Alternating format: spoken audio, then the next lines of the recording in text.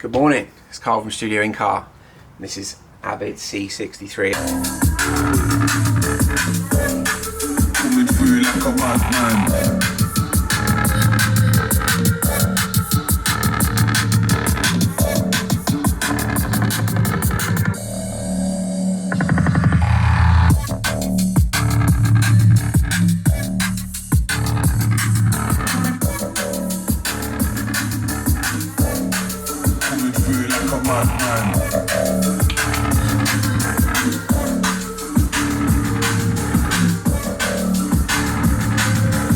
It's had our stage 2 package, so we have multiple packages for sort of the post 2016 variant of Mercedes models. So those with the sort of Burmester, the grills in the doors, things like that.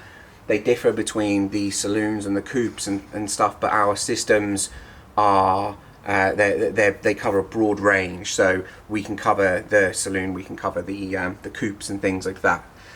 All with a 3 in the door, a tweeter either in the door or sail panel, twin 8s in the front kicks, so you know, behind the throttle pedal, which is the sort of OEM location for the top spec one, and then underneath the glove box for the majority of these Mercedes have a mid bass, a single mid bass in the left hand footwell, or the passenger footwell in the UK, possibly the driver's footwell in the US if you're watching from the US. I'm not too sure which one they sort of opt for, but yeah, all ran from the OEM unit, so there's no changes, nothing you have to see. It all functions exactly as it did, and we've got a level 1, which is speakers, which will give you much more sort of clarity in the car, but it's not going to give you any more volume or any more power. Okay, that all comes from amplification. Then you've got a level 2, which is the same speaker upgrade but with a DSP amplifier. That's where things start to get a bit funky. We start to get more volume, we start to get more power, we can tune, so we can independently tune the speakers, which you know that we like to do.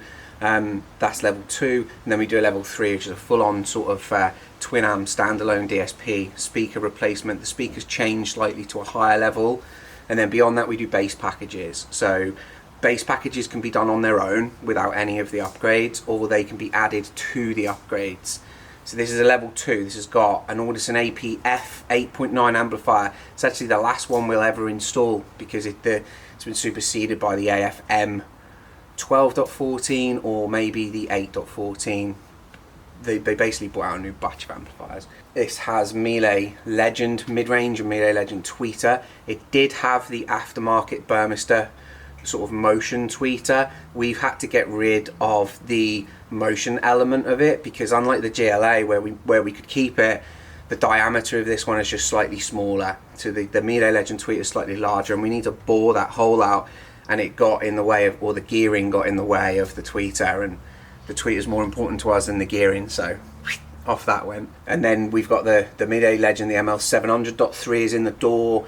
We CAD design and manufacture all of our own baffles, so that we take off the Mercedes speaker, and then the new speaker is adapted to a baffle, and then that goes in place of the original speaker. So there's no cutting or breaking of the car. We just, you know, we directly replace them, and they're solid. They're mounted really nicely, and they play well. So yeah, and then we've got in this one, in our stage 2, is the Audison AP8 mid-bass in custom baffles in the front firewall. So this is stereo mid-bass in this one. From factory, the mid-bass is mono, it's a single channel, but we've extracted signal from elsewhere, which gives us stereo left and right. So we've got stereo mid-bass, stereo mid-range, stereo tweeters. They're all fully active and no bass package. So Avid's going to try out, and you know, he's actually already heard it because he had to deliver it to the rappers for PPF, some sort of PPF repair, and he got a sneak peek of it halfway through, and he's made up with how it sounds. I'm pretty sure he's just turned up, so I'm gonna have to hurry up.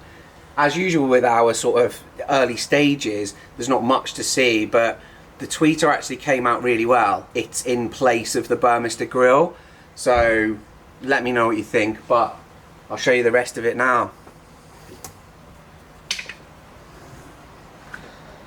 So there's the car. Bit of a monster. We've got no bass package in this, so I don't need to go round to the boot. That's why we managed to get it quite close to the Transit. And then, as you can see, we managed to get his tweeter in the Burmester area, or in the sort of aftermarket, in that aftermarket mount. There's additional lighting in this car, so we haven't screwed around with any of that, we've left it alone.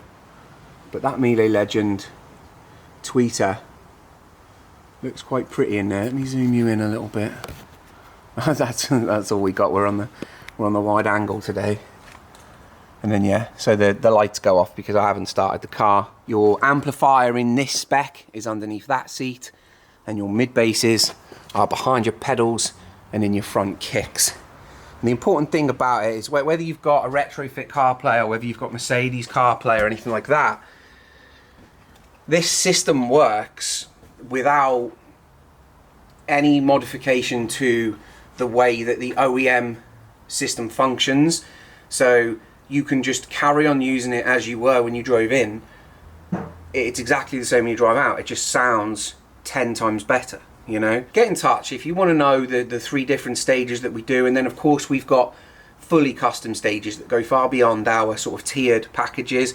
We tier our packages because there's multiple budgets out there, there's multiple people with multiple different requests, and we need to cater for them. So we always structure them, but they're all designed, while they might be to a price point for the client, they're designed around sound. So there's certain things people ask us to do that we just don't do because they're not designed around sound. They're not designed to make things sound good.